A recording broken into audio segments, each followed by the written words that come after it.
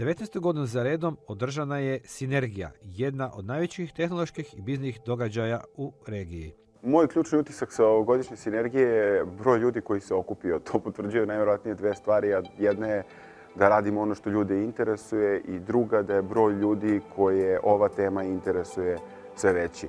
To vjerojatno govori da tehnologije prodiru sve sfere društva i da na taj način pokazuje da ono što se ovdje priča nije samo za uzak broj IT profesionalaca, već za ljude u svim sferama života, bez obzira čime se oni bave.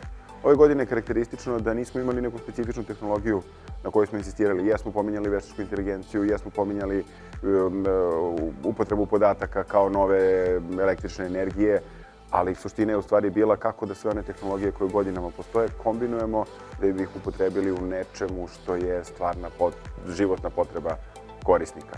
I za kraj bih možda rekao da bi ilustrovali koliko je praktično moguće napraviti nešto novo, organizovali Sinergija Challenge.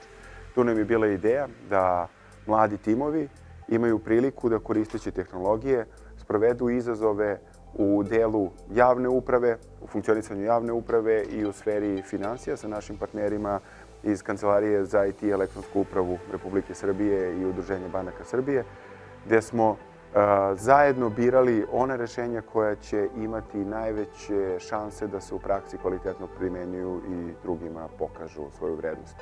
Ono što bih istakao je kratko vreme u kome su timovi uspeli da naprave neke ideje i u stvari da dolazimo do toga da je vreme da se ljudi igraju tehnologijom da bi mogli da stvore tu vrednost što je pre moguće. Pod sloganom Otključajmo budućnost, Unlock the Future, Sinergija iznova otvara vrat budućnosti i pokreće pitanja što nam donosi suvremeno digitalno okruženje i kakav će utjecaj imati na društvo, ekonomiju i pojedince.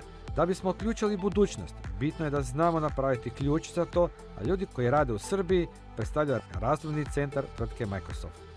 Mi u razvojnom centru imamo oko 300 inženjera. Trenutno je broj stalno raste, intenzivno baš rastemo posljednjih nekoliko godina. I glavni način zapošljavanja je online prijavom na naše oglase za posao. Većina ljudi koju zapošljavamo je ili iz Srbije ili iz neposrednog okruženja. Mada se to posljednje vreme polako i menja, pa smo počeli da zapošljavamo i ljude iz istočne Evrope ili iz nekih drugih udaljenijih zemalja.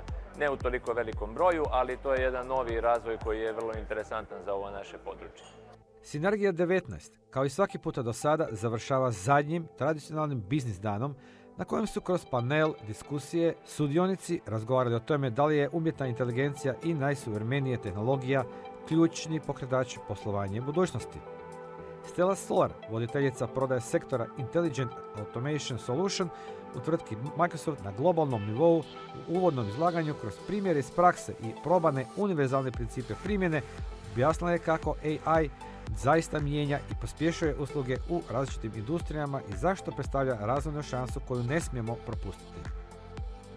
A zanimljiva panel diskusija postavlja pitanje da li vrijeme modernih tehnologija može stvoriti prilike za aktivnije angažiranje žena u inovacijama i transformaciji.